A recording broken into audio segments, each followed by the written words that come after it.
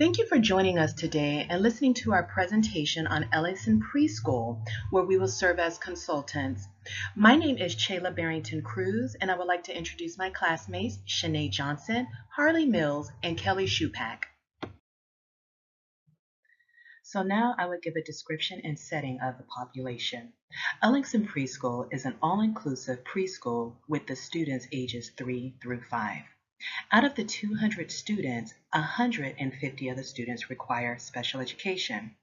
The staff consists of a principal, a BCBA, one teacher, 2 assistants in each classroom, an occupational and speech therapist, and there are parent volunteers.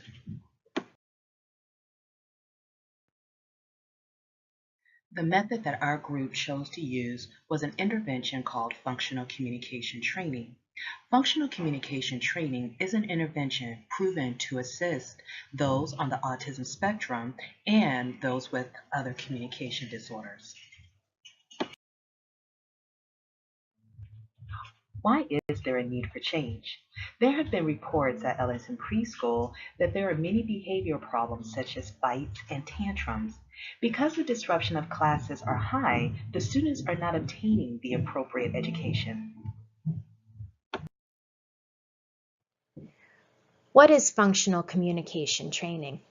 Functional communication training, FCT, is an intervention that uses functional analysis to identify challenging behavior and introduces communicative responses as alternatives to these behaviors. FCT has been a successful intervention for reducing behaviors such as aggression, self-injurious behavior, tantrums, and oppositional behavior.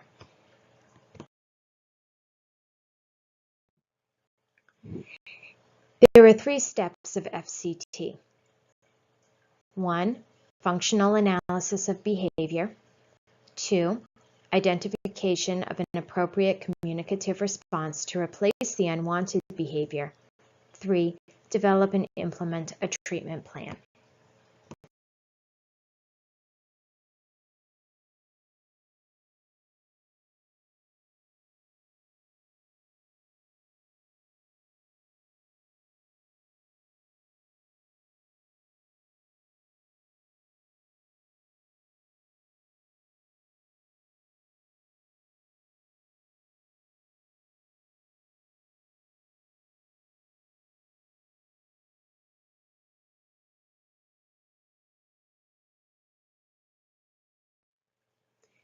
Step 1. Determine a functional analysis of the behavior by using direct and indirect measures. Direct measures can include observations and ABC data. Indirect measures can include checklists and questionnaires.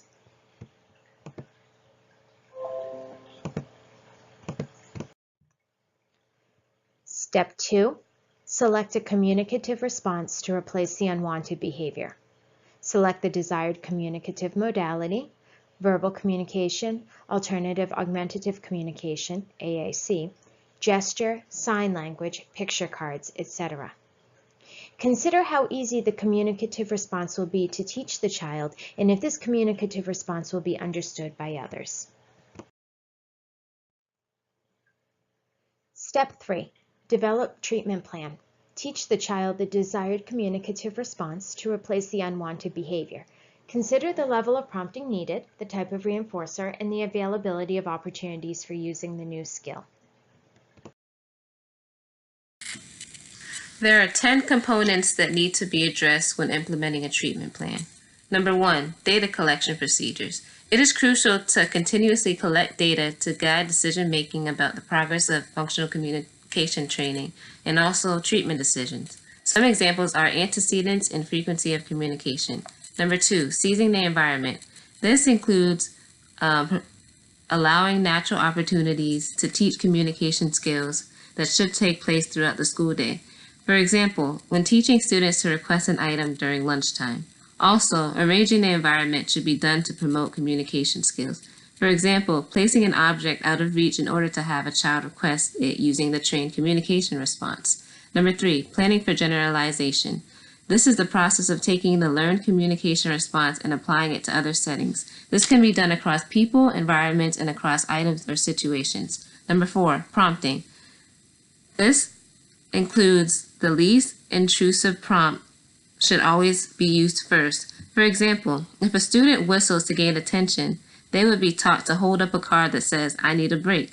Also, prompts vary depending on the student's level of functioning and should be faded as soon as possible to promote student independence. Number 5, reinforcing.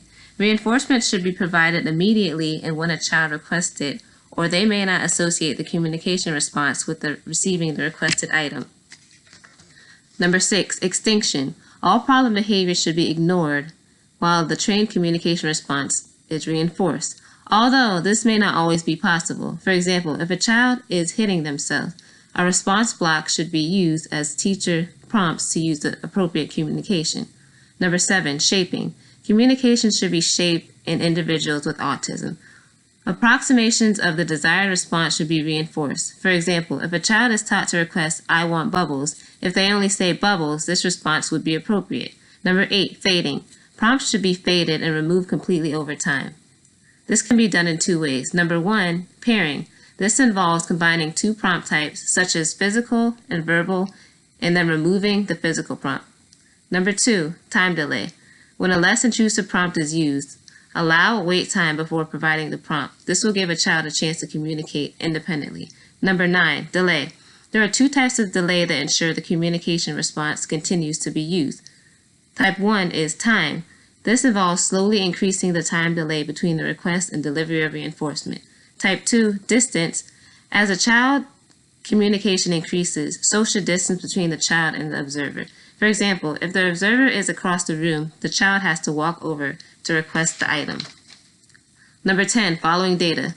Functional communication training is considered to be effective when the child consistently uses the trained communication response across settings, people, and items without prompts or engaging in problem behavior. Data collection measures should include clickers to count frequency of behaviors, timers to accurately measure duration and average minutes of tantrums, and data sheets for recording and analyzing data. An example of a tantrum duration data sheet as shown below can be used to track the antecedent, duration, and ultimate frequency of the specified behavior. Also to be included in data collection measures are antecedent behavior consequence or ABC data sheets. These help to track what occurs immediately before the behavior displayed, and what happens directly following the behavior.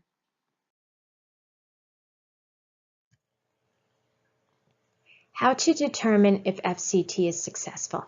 The communicative response should be increasing, and the unwanted behavior should be decreasing.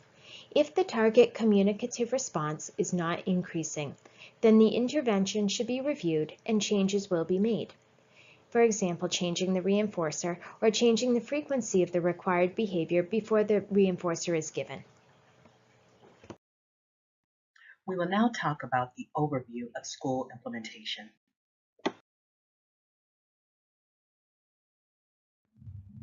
In order to provide a successful implementation of functional communication training, we have decided to split it up into first quarter and second quarter.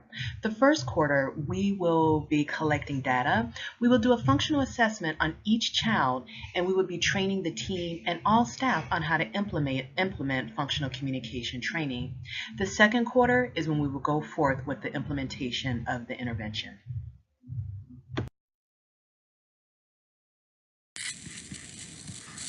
How FCT will be implemented. To eliminate challenging behaviors, children will be taught PECs and to point to the desired item of choice. Children will be taught to take turns and request for the desired item by holding up a card that says "My turn" or sign language. Modeling and physical prompts will also be provided to the children when needed. It will be provided with reinforcement when the trained communication response is used. If the child engages in problem behaviors when they need help, they will be prompted to sign or say, "I need help." All problem behaviors should be ignored, and only the trained communication response will be reinforced. The time delay should slowly be increased between the request and the delivery of the item, but the time will be lengthened over time to increase waiting time.